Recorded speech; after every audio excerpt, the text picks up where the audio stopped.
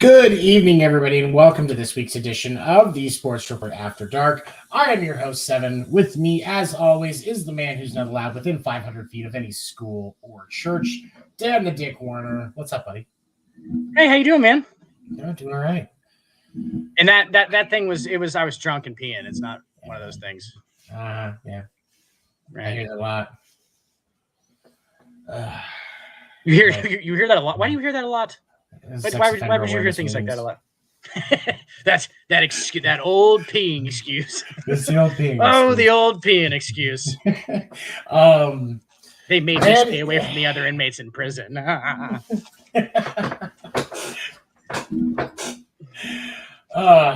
It has been a week. One of the hot topics, we kind of talked about it a little bit over on Sports Report earlier.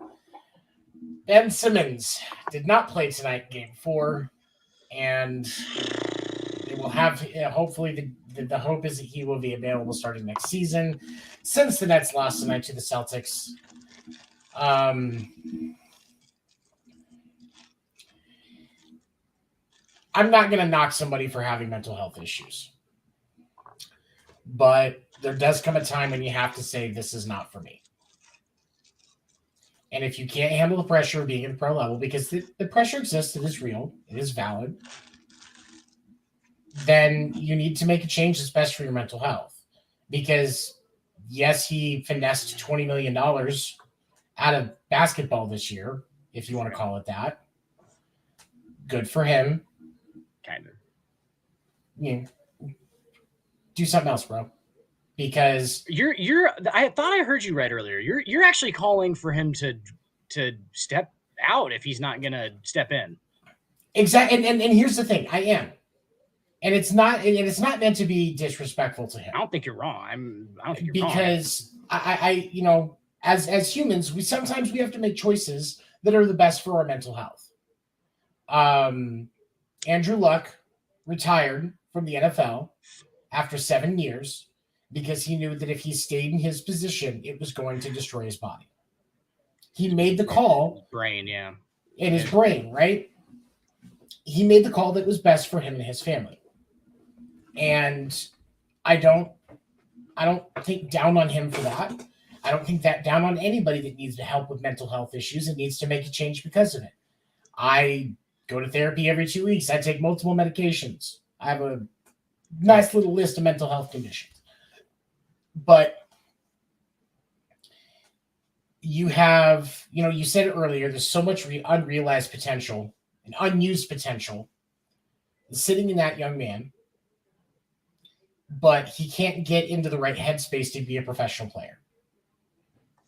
Okay, let's step away to not negatively impact the teammates, because basketball is just like any other sport, major sport, except for tennis. It's a team sport. And you're doing your teammates a disservice by being that much of a distraction. Yes. And I would respect him more for taking the onus and saying, this is not for me, than in sitting on the bench and dragging this situation out and sucking money out when there are other things that he could be doing. Well, yeah, Tone. I gotta kind of call you on that one. What else? I think that a lot of the reason why he's staying is I don't know if he thinks he can do it. He doesn't have to do anything else for one. He just, like you just said, he finagled $20 million out of the Sixers, didn't even play a minute. So, right, like, he doesn't need any more money. So he can do whatever he wants.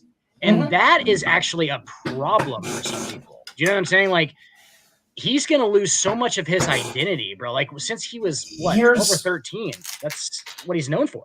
That's what he is. He's a basketball player. And I understand that. But look, I'm going to use an example here. Now, I understand that talent level is not comparable, but Drew Peterson, I believe is his last name, played for the played for the San Francisco Giants. A year and a half ago, he tried to take his own life. He failed in a suicide attempt. He did come back last year after recovering from all the treatment, going through mental health, stuff like that, was starting to be a mental health advocate, ended up stepping away from baseball and is now working for the Giants organization. And his whole focus is around working on the mental health of players. And the league is actually wanting to work with him as a whole on that aspect. That's amazing. And I think that that's fantastic. Ben Simmons has the ability and the means to have similar conversations from the NBA side. He can still be in basketball. But if he can't handle the pressure of being on the court, then this will he, won't he play thing needs to go away, because it's a waste of air. It's a waste of air time. It's a waste of basketball. It's a waste of money. If he wants to play, great. Get on the court. You're going to get, because like what I said in Sports Report, them saying he was going to come back this game. No, he wasn't. That was never going to happen. Game 4, no. Yeah, where's that come from, for one? Like, where's that come from? That's not people inside that team, because that fucks with the team. It's probably people in fucking Boston. Be like, it's the only thing that makes sense. Heard Ben's coming back. Like, those guys are savage, bro. It could have been a couple of writers. That makes sense, but it was actually Steve Nash. Of course it was fucking Steve Nash. I would not be surprised if we wake up tomorrow and Steve Nash is no longer the coach of the Brooklyn Nets.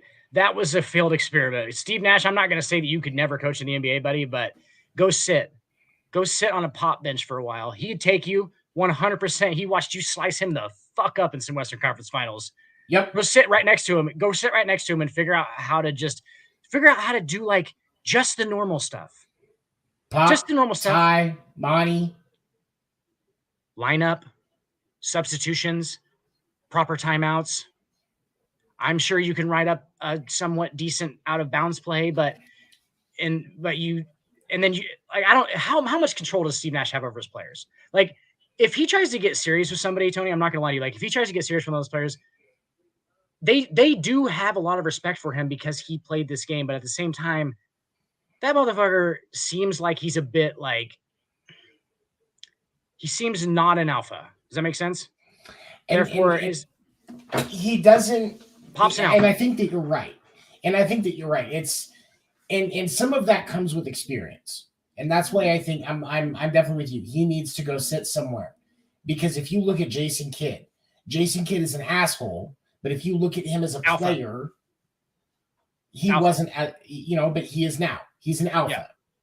You have no question. Probably was, but I know what you're saying. Like, he was kind of a quieter. Yeah, he was a quieter guy. And again, not to knock him at all. One of my favorite players when I was a kid, one of my favorite Suns players, him and Nash. One of the best. That's why I compare him. But you can't sit here and tell me that there, I said it before when Nash was hired for this job. It was a bad idea for Steve Nash to go into head coaching that fucking roster with no experience. Yes. It was a fucking mistake. That's a terrible decision. Like, what part of that interview were they like, oh, I think Steve Nash can definitely, like, that's just people who are not properly qualified to hire either. So I guess just blind leading blind. Again, yeah, and I think that speaks to problems in the Nets organization as a whole. Because how do you make this much of a mistake? You now have, and it's not just when you look at the Nets organization, it's not just a problem with Ben Simmons. Oh God, you have to look at it's the Harden situation as a whole. James Harden, the Nash coaching decision, ownership. It's ownership. It's up there. 10 years, which is not normal for like franchises of professional sports, for them to be changing owners hardly at all. Like these people keep these teams. These people bought these teams because they wanted to collect them like a really nice old car. You know what I'm saying? Like they were like, oh my God, I love it. Like, well, and having a professional sports franchise is like basically getting your own money printing organization. It'd be so as awesome. Much money as it's the amount of money that they bring in is stupid. So from a financial standpoint, I will never blame anybody for investing in this in a professional sports team because the money is stupid.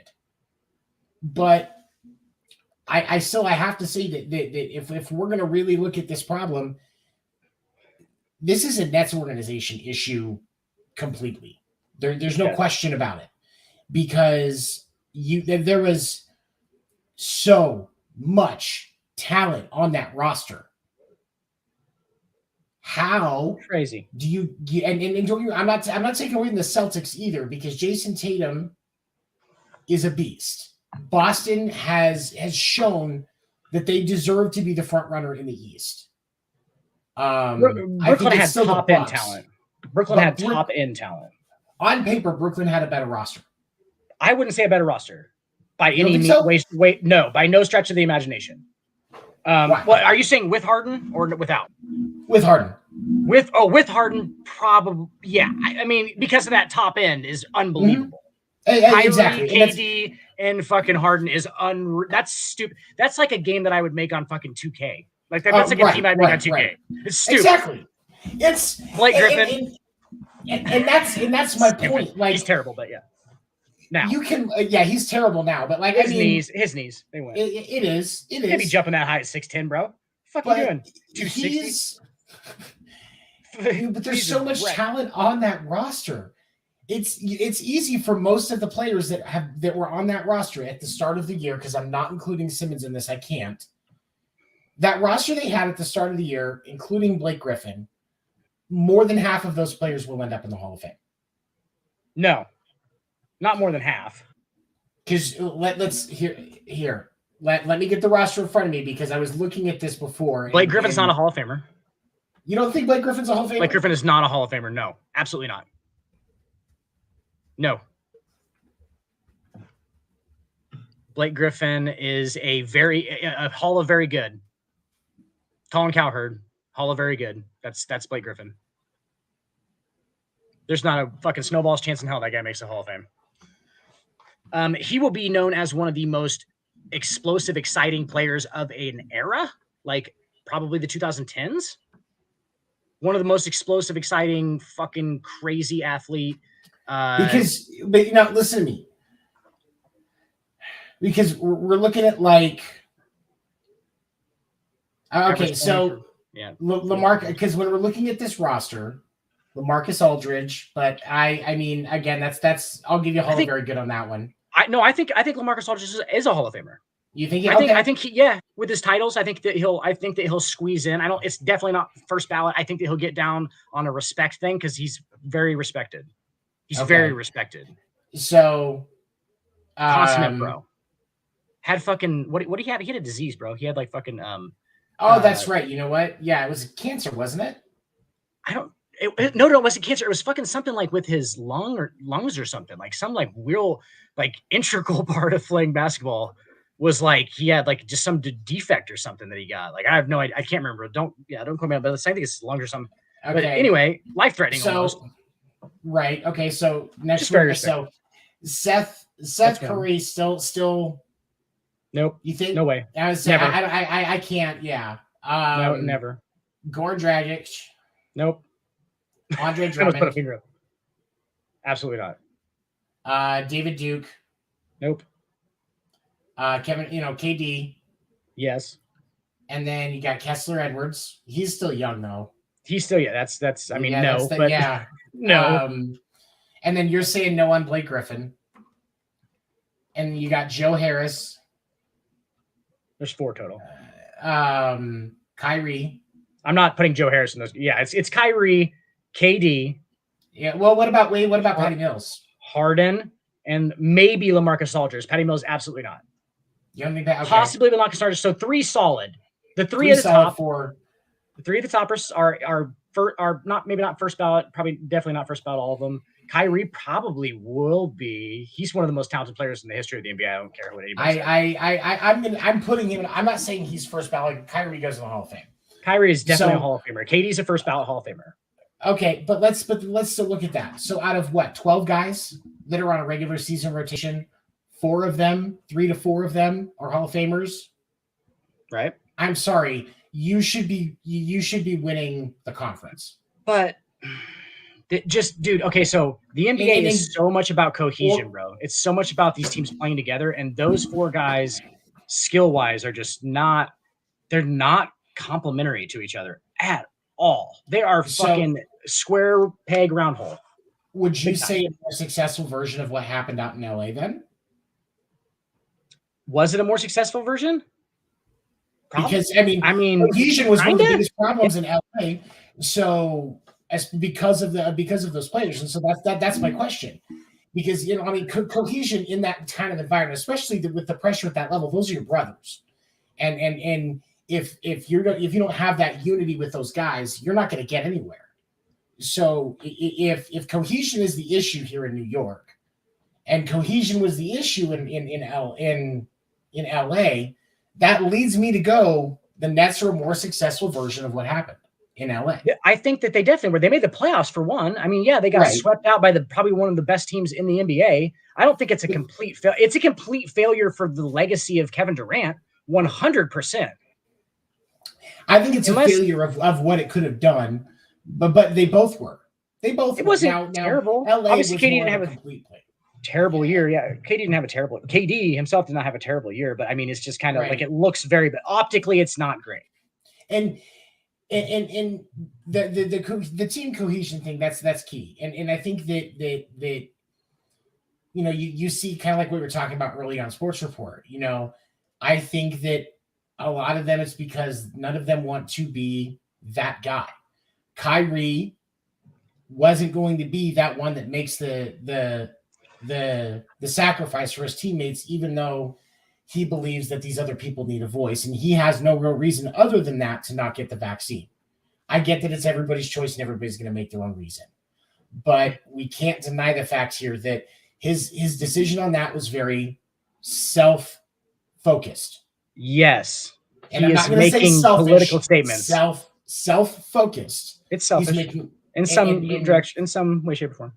And so when you have this self-focused decision that has a huge negative impact, because I think that if Kyrie starts the year, James Harden is still there, and they all work together because they have that time to build up. They find that groove near the middle of the season, and we see them win their division and finding that supreme sweet spot right now.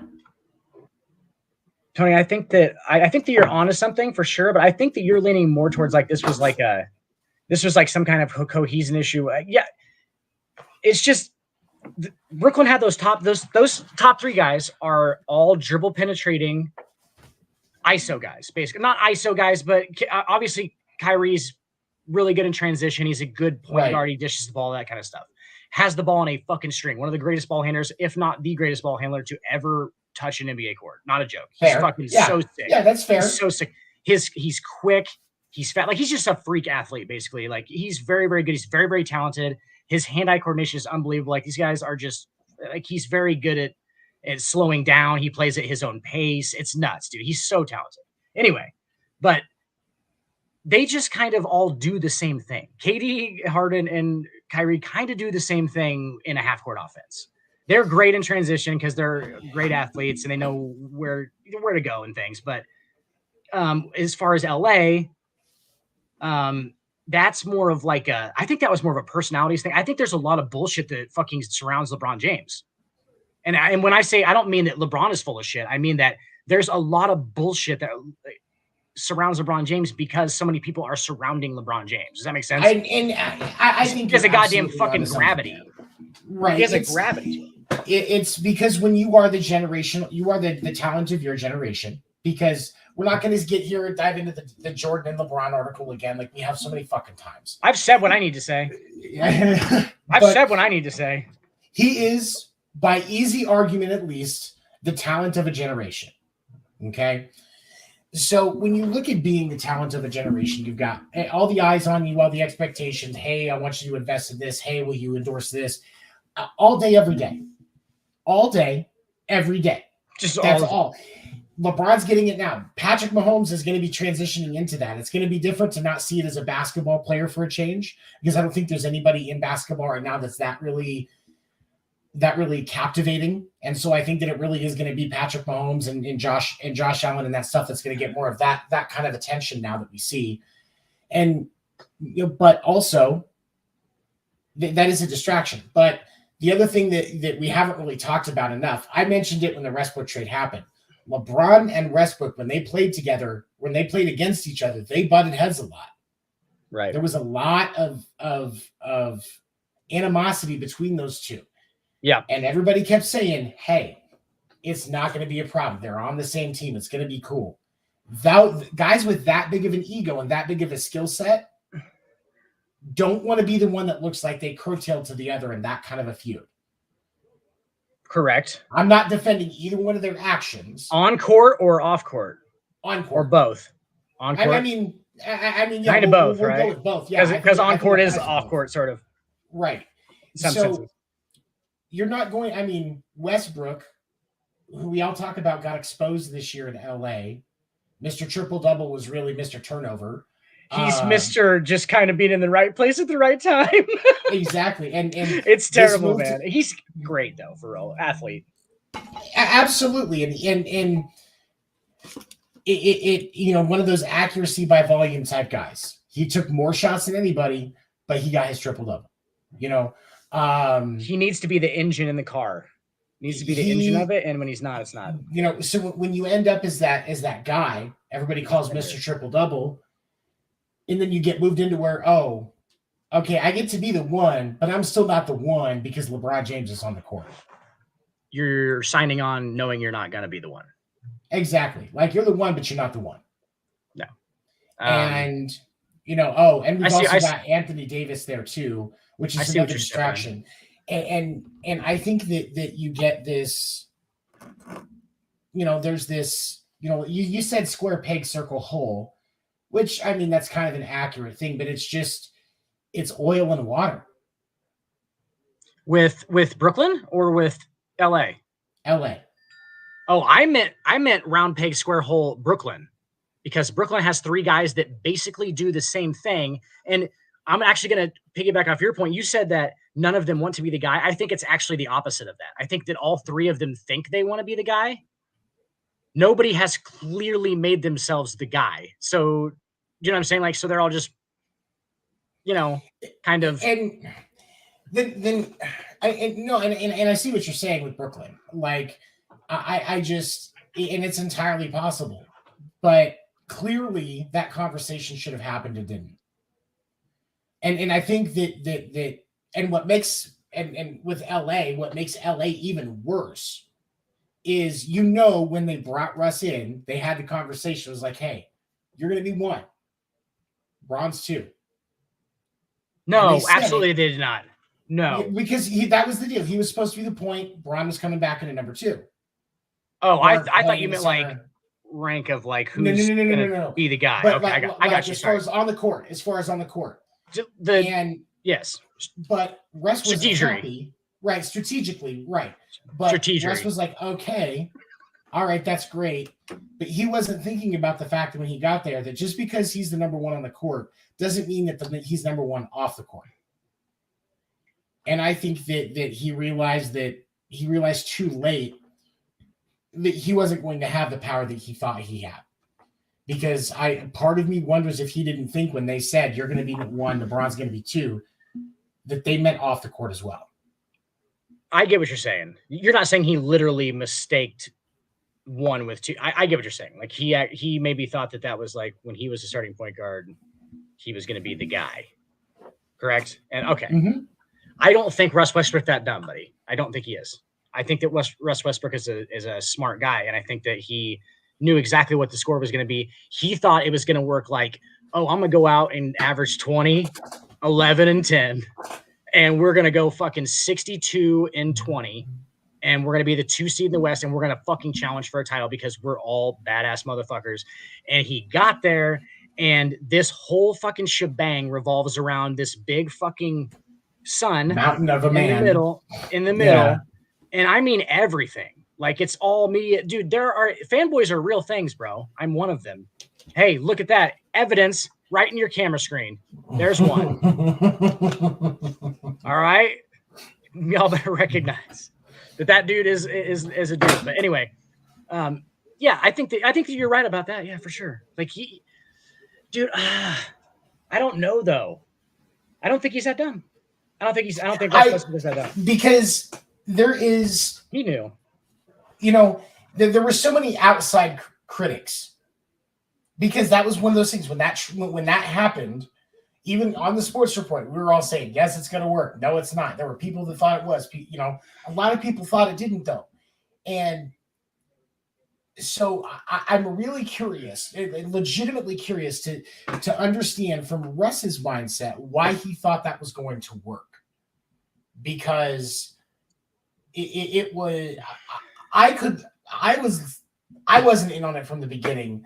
Because I didn't think it was going to work because of the personalities and the play styles. And I think the play styles issue is more evident up in Brooklyn. Like you've said, I could agree with what you said on that. Absolutely. Right. You know, 3 ISO guys on the, 3 ISO guys trying to run your court and very little defense. Yeah, not a huge commitment to defense up there in Brooklyn. They really. Tried to add some guys like a Blake Griffin to play defense because Blake Griffin was a above average defender and was a good athlete who could guard multiple positions when he had knees. Right. For real, his knees are messed up. They're bad. Like he's not. Yeah. No, and you're right, and I do feel bad for Blake Griffin on that because like I watched DeAndre Jordan, same thing. The game that they won in that series against the Nets. Blake Griffin got some play time, and it was nice to see him out there. Like I liked Blake Griffin as a player. I think personality wise, he's a pretty good dude. If you've ever seen it, the which was it he was in? Yes. I want to say it was Alec Baldwin. It was Alec Baldwin. That roast was fucking amazing. I don't even like Alec Baldwin. It's so good. Brilliant. What's her Paramount name? Plus, Nikki Glazer. Oh god, Nikki Glazer. She wanted to ride him like a stripper pole. I went and I know, dude. I watched the Rogan interview on that too. It's fucking hilarious, dude. She's so funny. Like there are literally fucking parts in that where Rogan is laughing so hard that he can't breathe. Like he's like away from the fucking microphone and shit, dude. She's hilarious, bro. Like she's telling the jokes that she wrote that she couldn't say. Just fucking absolutely the most savage things you've ever heard. Like just so savage about fucking about Jenner, Kris Jenner. Yeah. Oh my god, the wreck. Because that was the one thing. Yeah, that was the one thing they weren't allowed to joke about. They could make all the trans jokes they wanted, but they couldn't joke about the car crash. Right. Where she killed somebody. So, but here's the thing. You want to know why I can respect Rob Lowe more than I can Caitlyn Jenner? Because if you watch the roast of Rob Lowe, takes it. Like he takes it, and especially like the fact that he fucked that 16-year-old. Like he takes it from multiple people. You don't give a fuck, man. He's being roasted. He's made it. Like that's like your enshrinement into the Hollywood Hall of Fame. Like not the walk. That's like your kind of that's your Hall of Fame kind of thing. It's a certain like a pop culture to a point because like sometimes there's people there you're like it's a cool Hall of Fame. It's a cool Hall of Fame. It's not like the most it's not Oscars worthy, but it's like the cool Hall of Fame. And but he took it. Caitlyn Jenner did not. But yeah, no, that was and he was legitimately funny in that roast. Like he was really good. And I know that they had comics helping him write the jokes and stuff like that. But delivery is a huge piece of comedy. It is. And he delivered very, very well. He made it believable. For his experience. Yeah, for his experience. Yeah, he makes it believable. And it's hard. It is. Even when you know what you're doing, it's hard. Yeah. People are like, no, it's not, Tony. We're like, all right, motherfucker. Go get your ass up on a stage. Me and Tony have both done stand-up, bro. I am fucking garbage at it. Okay. So just so everybody knows, I'm fucking garbage. But like it's fucking hard, bro. It's fucking hard, bro. I used to go up on stage and just like say the most ridiculous, like they weren't even jokes. Like I would just like think of the most ridiculous shit I could possibly say out loud. And it was like almost like performance art because I had no fucking idea what I was doing. It seems like it's so easy. Like it's just like, oh yeah, they're just up there talking to you. The guys that can make it look easy are fucking unbelievable. Like it's a complete performance. There are fucking mathematics to this shit. Like not a joke. There's actual real stuff.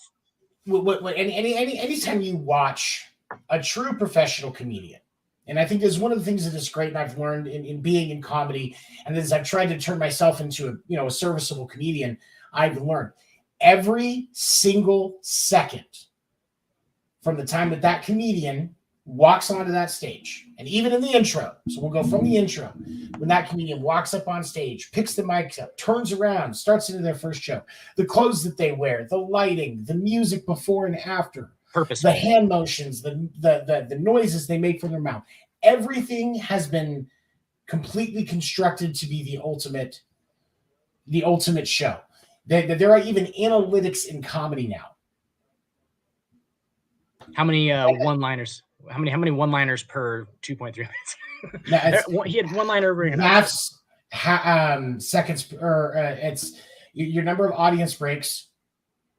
And how many laughs per minute? Per minute. Interesting. Laughs per minute. That's the faster paced guys. That's the guys who probably go. Because right. Now some of your storytellers, it may be more intermittent, but it averages out because of frequency and length when those jokes start ending after the build up. Like for a storyteller like me, I may go 2 minutes without a laugh because I'm building up a story, but then all of a sudden all those punchlines all interweave and trick back in, and it's just boom, boom, boom every 5 seconds. I'm breaking the crowd. Yeah, it's like it's got what's the word for it? It's got like I want to say intermediate. That's not, but that wouldn't be the thing. But like right. You know what I'm saying? A lot at one time. The flow of the show, kind of like just when you go to a concert, that ebb and flow of music at a live music show, that's completely planned by the band. They want that. That's what they want. They want the energy to go up and down because it gives them a little bit of a break, and they can go back into it, and then they can slow back down to recover, and then the big finish.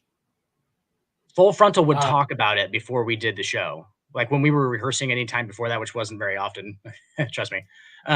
Wasn't very often. We went to a lot of shows like, oh, I don't even know if we fucking know half the songs, but we would talk about how we want. We really did. But like we talked about how we wanted the whole thing to sound though. If there was an idea behind it, like if we wanted to do like these songs that we're trying to go in that direction first, and then like we got to work a hit in there. You got to work hits in there. Got to do that kind of thing. It's the same thing with the comedian, except for it's like very more. I wouldn't say intricate. It's scripted. It's so scripted that it's not scripted. It's just the performance, and that's the hard part. And that's the hard part because you end up like as a comic, like when I'm building stuff up, I'm writing my jokes out and using scripts, and then figuring out where I can get more into it physically, and where's this thing where I can throw something out to the crowd, and how can I weave other stuff in here, and what are the other opportunities? Like there's so many things that it kind of builds up, and every joke gets constructed and ripped apart and replaced, reconstructed, and it builds up like a fucking mansion. Every time a comic steps out on stage and does a full hour on a Netflix special or Hulu special or Comedy Central special. An hour is so long up there. That is so fucking hard. Oh my God. 5 minutes is a fucking eternity. 5 minutes is a fucking eternity. There are times I wrote what I rehearsed as 8 minutes of comedy that was supposed to be for a 5-minute set.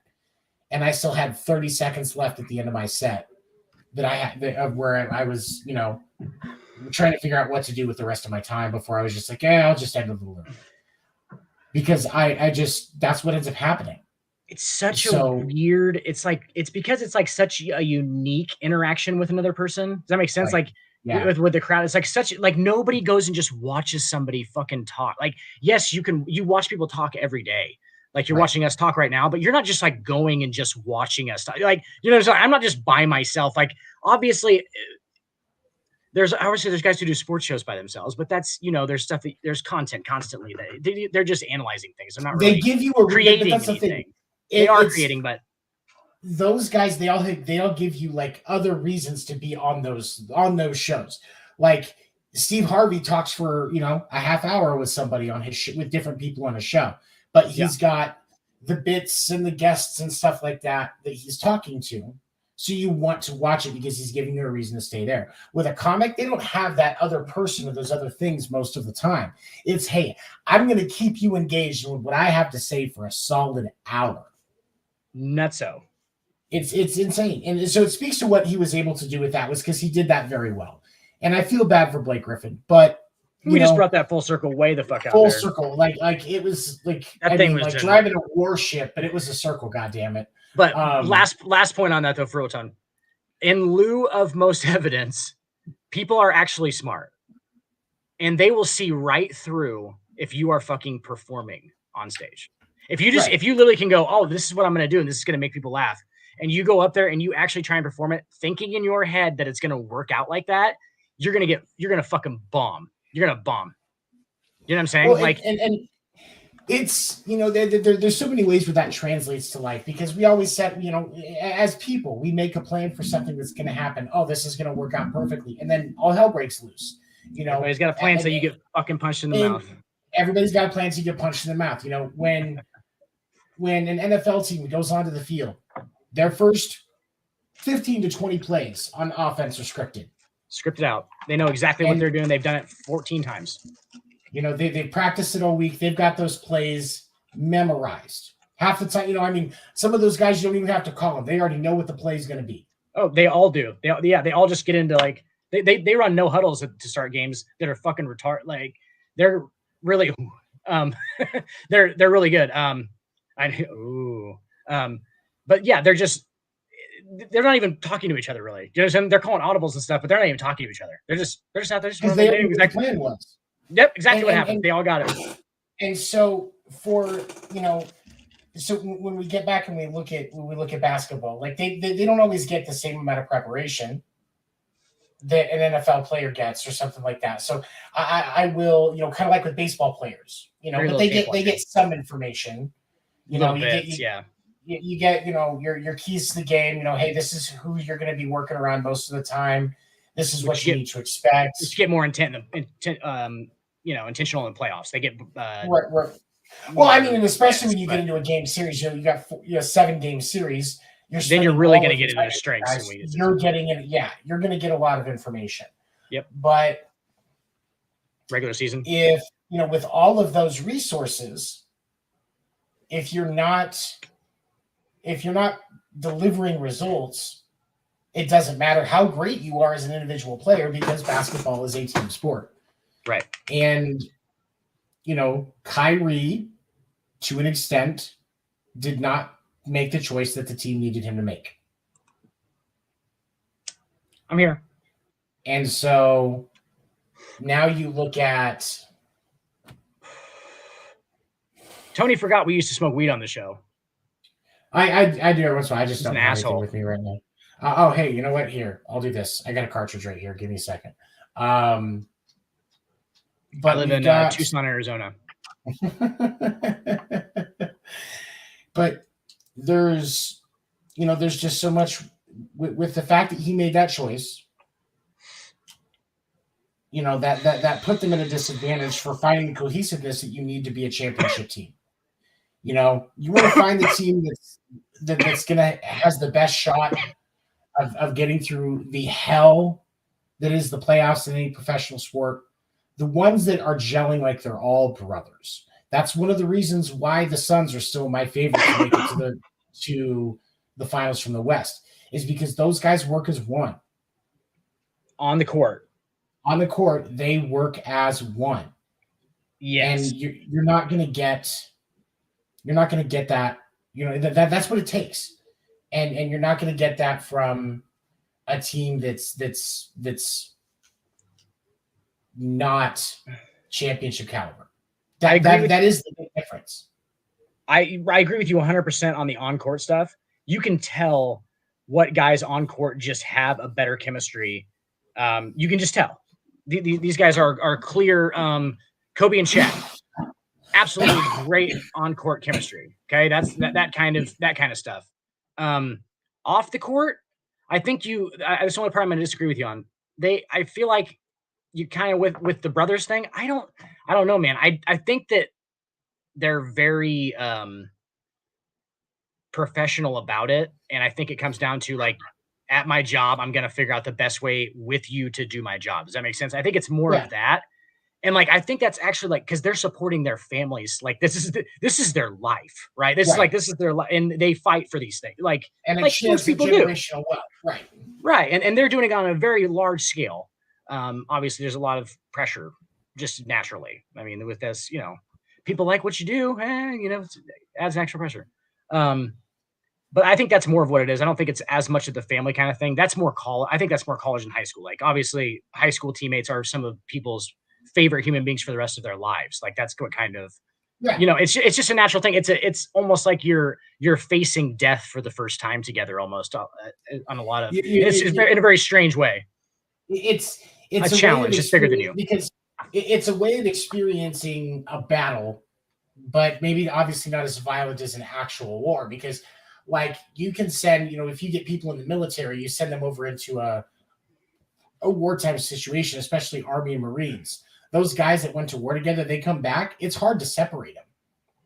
They know so much more about each other than you and I will ever know about each other, Tony. Absolutely. Yeah. So that's crazy though. Isn't it? Like we're really good. I would say that we're very good best friends, right? I mean, that's like brothers kind of. And these motherfuckers, dude, like they know so much more because you see those little things that you're not going to be able to see, right? And you kind of get glimpses of that in sports. I think is what you're kind of. I was. Sorry, I don't know. I mean, no, and you're right. You get to when you're in that kind of an environment, a professional team sport, or even to a more intense fashion in the military and stuff like that. Because I don't think they're not on the same level. They're just the same subject, if you will. Right. You get to know the measure of a man when you spend that much time with him going at it. Right. And something to fight for, which is obviously a similarity as well.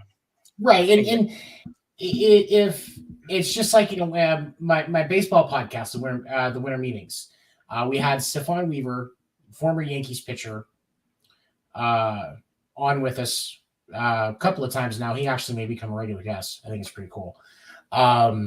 But guys, talk about it. Seven, I just wanted to congratulate him and tell him that he loves to say former Yankees pitcher on his podcast. It fills him with joy and warmth. Just that I get to work with a professional baseball player. That makes me fucking excited, man. I was just kind of making a Yankees joke, but I mean, the Yankees do that every time they step on the field. Count it. Count that motherfucker. It's and the reason I'm using him as an example though is because when he immigrated over from West Germany, he started playing baseball. He was a Red Sox fan because they lived on the East Coast, and he loved the Red Sox. And so, as somebody who's a diehard Red Sox fan, getting drafted by the Yankees, he still dove in, drank the Kool-Aid, bought into the organization because that's what's required in that situation to be successful. And and if you're not all on the same page and bought in and focused on that one goal, you're going to fall short. Yes, whatever way you do it, outside of basketball or outside of whatever sport, whatever way you do it, there's definitely obstacles there that you don't see until that point, or don't see in any other aspect of your life, I guess. Right. So it's you develop, if you work at a place for a long time in a certain department and you have a lot of coworkers that you work with and you rely on, and it's you've got that person. Oh, hey, I know that if I don't know this, they will know this, or we'll be able to figure it out together. You have those people that based on those things. And the reason that you all are successful in your department and been able to work together so well is because you all have your different areas of expertise. When you have two people trying to be the subject matter experts on the same product, the same subject matter, there starts to become, it ends up being a competition about who knows more. And they're so focused on being competitive, they're not staying up to date on the relevant information. And so they make mistakes. So when we look at that in the human situation, now we translate that over to basketball, it's very easy to see when teams like the Lakers and the Nets fall short. Absolutely. 100%. Couldn't have said it better. That's a sound clip. And cut. I'm doing that for myself now, guys. I go back and watch this footage and cut some scenes out and cut. Thanks. Yeah. Thanks, Tony. Yeah, most of it's just blackmail. Yeah, I gotcha. I like to splice. I like to splice little porno, like 70s porno pictures, like into just single frames, like on Fight Club. Yeah. Just a real quick, ha! It's just a dick. It's like a real quick dick. And that's all. I fight subliminally. You guys haven't even noticed, have you? It's weird. They're already in here. If you're watching the show, they're already in there. So you guys haven't seen them yet. It's crazy. I know. Just selling you wieners. I'm selling you 70s. Got a bunch of old 70s porn videos, $40 a piece. I'm totally kidding, guys. You remember there was a Disney Channel original movie back when we were kids, where this geek figured out that he could take mind control of people using a special method of hypnosis, where he was planting subliminal frames in that were actually what was taking control of their mind.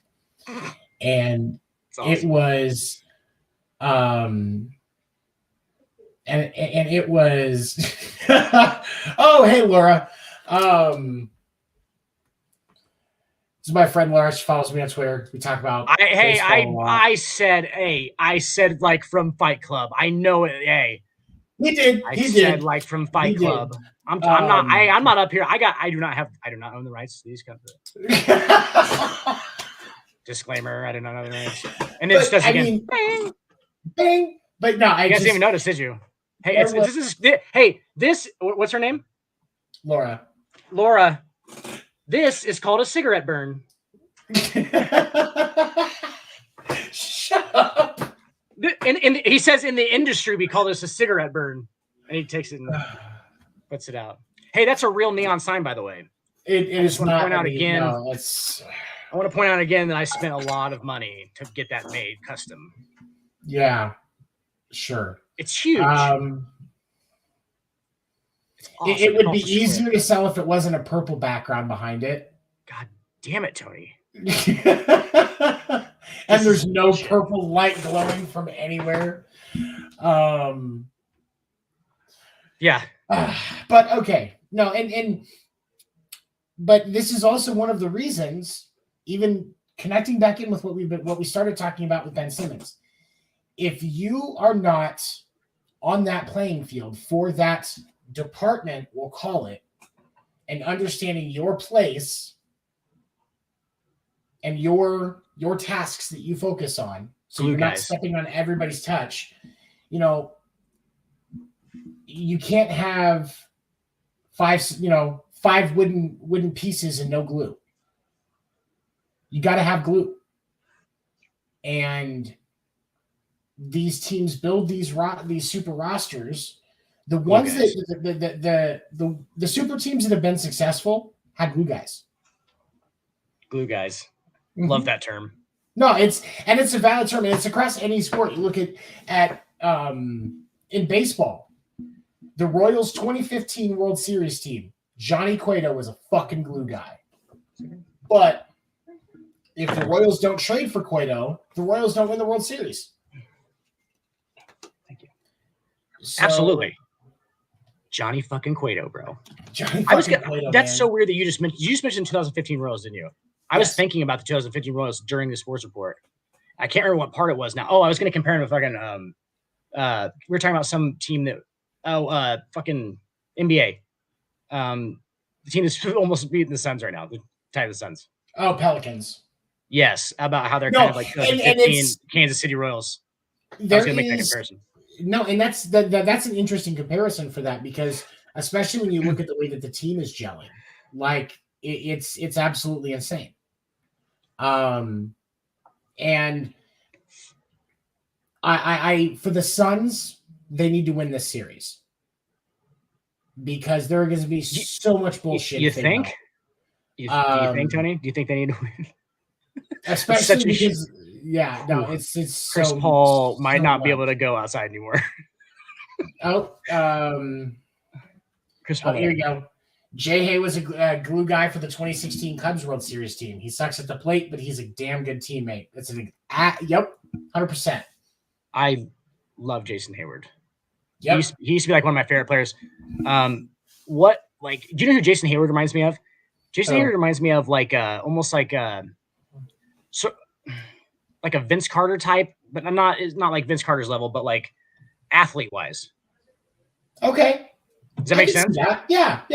I mean, I'm not all the way there on that, but I'm not completely out on it either. So he was like, okay, so he was like 6'5", 230, could run, five tool guy, one of the highest rated prospects in the history of the Cubs organization. Or he wasn't a Cubs. Yeah, he was. Cubs organization. Dude was a freak. Every 2K game that you would play, Jason Hayward had like all of his stats would be like 92, 94. And then like he was like an 81 overall. Because he would be a guy on a game where his awareness would be low. Does that make sense? Yep. So, he was just raw talent. And here's a crazy thought. So we think about Jason Hayward's usefulness on defense, but shit at the plate. Okay, you pair him on a team. Or not the best at the plate. I'll rephrase my statement. Not the best at the plate. It's just kind of sinking in now. It's just sinking in.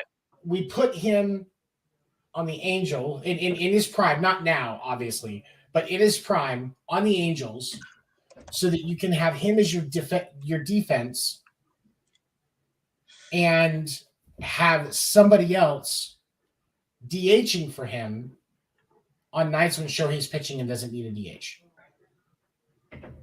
Interesting. That's very interesting. Because how old is he? He's only 32. He's only 32. Is he still playing? August 9th, 1989. Yeah, he's got to be in the pros still. Oh, he's got 2022 stats. He's got 8 hits this year for somebody. Like really doesn't even fucking say. Hang on. This is a terrible thing. It doesn't fucking say. Because it's the Cubs, dude. Was he still playing for the Cubs? Okay. All right. He went back though. He went back. Wait. Oh, that's right. Because to Atlanta, the Cubs paid him a shit ton of money. No shit. He just went. He started in Atlanta, bro. Hey, he started. We're getting so many of these fucking stats wrong. He started in Atlanta. Did he start in 2010? He played for Atlanta for 5 years. He played for St. Louis for 1. I think that was like a half a season. He was a rental, and then he signed that huge deal with 2016 with the Cubs. So he's still there, and he actually is kind of shitty. He misses a lot of games. No, he didn't. It was only 1 year. I think he comes off the bench a lot more because he's older. And he can't so, hit for shit. So what's his career batting average, like 240? So she's a huge Cubs fan though, so like she watches, she has way more knowledge of this team than we do, and she knows her shit.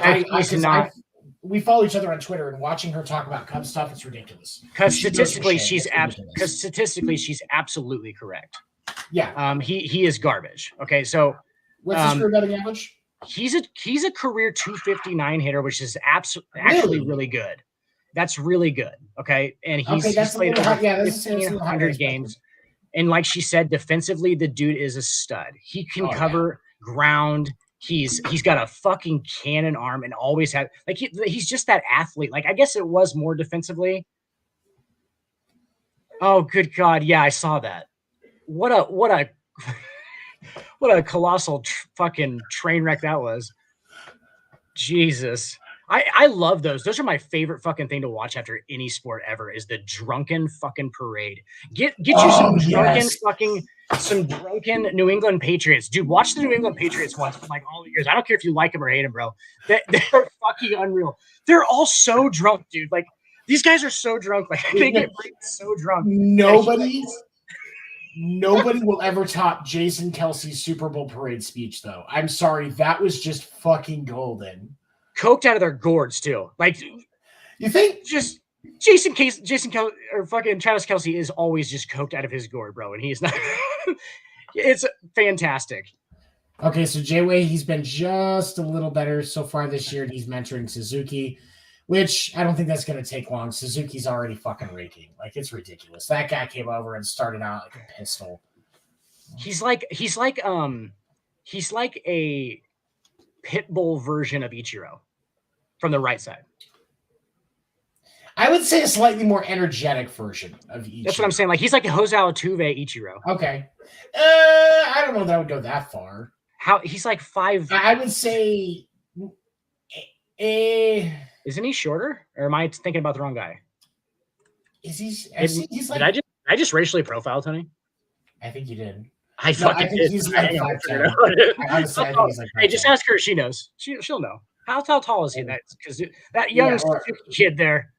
Yeah, well, how tall is Say? I think that young man. He's a good-looking 5'10". young man. Tony. I think he's 5'10". He's a good-looking young man, isn't he? Honestly, I think he's. Oh wait, here we go. He's like taller 30, than he's taller than Altuve. Well, everybody is. Good call. He's taller than the shortest guy. I more energetic. I would almost say more like Jeter meets Ichiro. Tony, I haven't been watching the Cubs because nobody does anymore. Count it. Can I get a? She will snap you like a twig. I need you to understand that. Good thing I'm in Nebraska. I mean, Arizona. Bro, she lives in the area. Oh, down there? Down near where you live. Oh, really? Sweet. Yeah. But I'm in the woods, Tony. in Nebraska, we all live in the woods. You guys didn't know this? Like, it's our biggest advantage. She's not very far from Falls City. Oh, but I live on the outskirts of Falls City. In the woods. Everybody that lives in Falls City lives on the outskirts of Falls City. No, there's a town part. There's a town part. But no, like I would say more for Seiya. I would say it's more Ichiro meets Jeter. That's interesting. That's interesting because he. I guess he wasn't as short. Is his batting stance or something like kind of a hunched down thing? Is that what I saw? Because I've only literally seen him take a bats. Like I don't watch Cubs games, like I said. I think it kind of just depends. I'm just basically trying to talk myself out of a racial profiling issues. No, yes. He does have a more crunch stance. He does crowd the plate a little bit more, and I think that's a Japanese thing because Ichiro did that too. Tony, am I gonna have to go into? I think I'm gonna have to go into hiding. She's gonna track me down. It's actually not that hard. There's not many people out here for real. It's like, oh, somebody who lives 18 houses down, but 70 miles away, right? Unbelievable. No, it's fucking Jason. Yeah. I like Jason Hayward, and Seiya. I think Seiya is going to do great things for the Cubs. I think that Seiya is going to be for the Cubs what Ichiro was for the Mariners. Really? That's a hell of a fucking statement. I think if things continue on. So I'll predicate it on that, but the early prediction is if the momentum continues on and upward the way he does in the trajectory that it's looking like he will, I think he has that kind of a feel. I don't know because Ichiro will end up have played longer, but I think there will be a similar sentiment as far as how the player is seen within the organization. Ichiro to me is probably he's my number one GOAT leadoff hitter for sure. I think that he's one of the top probably 30 or 40 now, not 30, 100. Sorry. Because Major League Baseball has been a lot of there's those guys from the Rogers Hornsby was a fucking absolute animal with the competition he played with. I don't know if you guys have ever look up Rogers Hornsby's fucking stats. I'm not joking you. It is this motherfucker hit 338 career. He had a 470 on career on base percentage.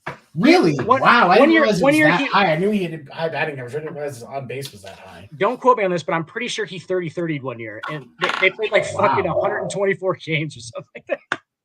He was just disgusting. But he was also going against guys who were throwing fucking 75, like as fast as me and you, Tony, can throw a baseball right now. was what he was hitting against. Like he was. I don't know what kind of I don't know what kind of drugs you're smoking. You think I can throw 75 miles an hour? It's not maybe not. You know what I'm saying? 75 minutes for a mile, maybe. Those guys are just out there with their day jobs. No, but Ichiro, you know what? Ichiro, probably top 100 Major League Baseball players, maybe 150. Yeah. Would have been the greatest slow pitch softball player of all time. Dude, fucking raking. Dude, raking.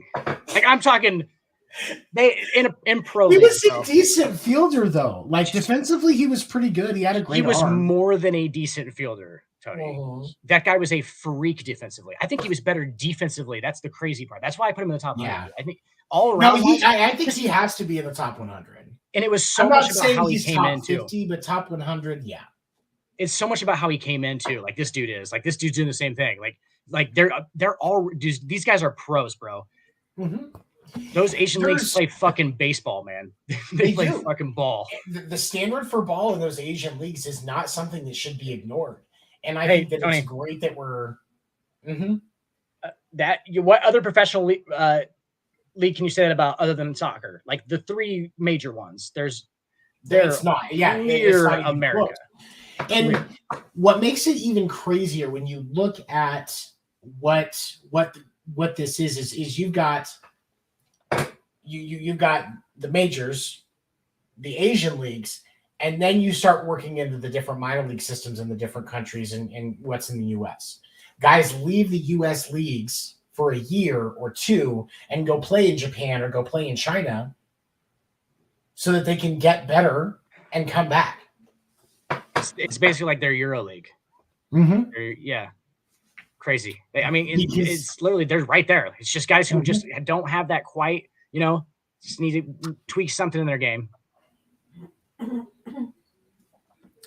It's, it's a lot. But, all right, so we're it's time to wrap it up. I want to be able to I love how the end of our show always just becomes like this fucking shit show of like, dude, we're just fucking with this. We're tired people. Well, we're just not making an effort. It's fantastic. We go. No, I mean, and we have actually stayed pretty much on subject the whole time. Like everything has been related. But I enjoy the fuck out of it. I don't give a fuck what anybody else thinks, honestly. but we also have the fact that we just did an hour and a half on the sports report, took a 15-minute break. That's what I'm saying. Yeah, that's what it is. Delve into this. So it's just time for us to smoke weed privately. That's what it is. Right. And like me and him, like we actually talk a lot on the phone, like, and we literally just talk about sports basically the whole time. It's like the same thing, but we swear a whole lot more. And we can say a lot of stuff that you guys will never want to hear, like things that will ruin young people's lives. Like I'm not joking. Like it gets absolutely fucking depraved, like just crazy. But yeah, no, we're gonna become the typical white men that we're billed as. Absolutely, our white privilege is on fucking full display, 100% full display, bro. Like, we have no fucking idea what it's like to have. Oh, that's crazy. That's craziness, buddy. I appreciate you. It's been fun tonight. Check out Neon Signs, Dan Ward, neonsigns.net. There's much as Vizio TV. I will be on my baseball podcast and winter meetings Sunday nights live at 9 Eastern. You can check out the Facebook page for the winter meetings and also our YouTube channel. You can follow me on Twitter or on TikTok, FGD7 spelled out like my name 7. I do almost every day. I do daily updates on MLB content and whatever the fuck else I want to do. Did you say FGD? FGD, like for first generation. FGD. Yeah. Okay. Yeah. And follow me there. And then Dan and I will also be on the sports report next week, 10 p.m. Eastern. All the same pages you're watching this on now. And sports report after dark again next week after sports report. Thank you for your support. Share with your friends. We'll see you next week. Tony, I actually had some other stuff to sell if I could. Here, hang on real quick. I have some basketball cards. You guys want some? So I have some NBA cards. You guys want some basketball Be like, cards? Dan, are you using the last 10 minutes of the show just to sell useless shit from your house? Yes. Yes. It's actually been working out. Got a couple of calls, sold a couple of cards. You're like, no, you're not going to be doing that. Like, no. I mean, you want me to like go off the screen for a second, come back? No. Hey, welcome to Dan's LED lights. Yes, sorry, just dragging this out now. Oh, go fuck yourself. Hey, thank you. What was her name? I'm sorry. What was it? Laura. Yay. Hey, Tony, one person watched us live today, at least. It's actually, see? Look at that. Whole show, too. Oh, this is oh, I'll tell you. I'm going to tell you something after. All right, but you guys. I mean, I can't imagine sitting through most of it. Thank you so much, you guys, for tuning in and following with us. We will catch you next week right here on the Sports Report. Cut. Have a good night.